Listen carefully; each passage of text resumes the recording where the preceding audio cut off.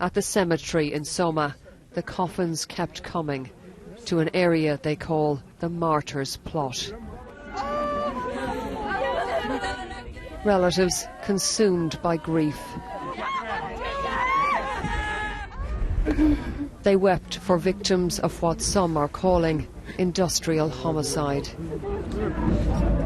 Senam lost her nephew, Ur. He was 26 and had just become a father. The mine is dangerous, she says. But there are no other jobs in Soma. Of course, we are angry with the people at the top. The graves are being filled here one by one. This community is saying goodbye to husbands, fathers and sons. For some, the grief is compounded by anger, by a belief that all of this could have been avoided by better safety standards at the mine. Junaid Suai survived the disaster, but told us he has lost 30 friends. He helped to save 3 colleagues and tried to save more.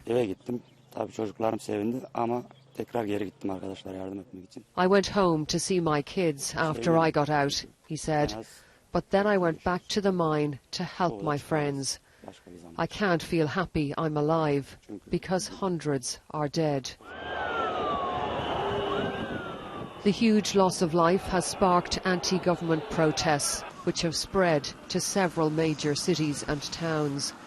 This was Izmir, 2 hours from Soma.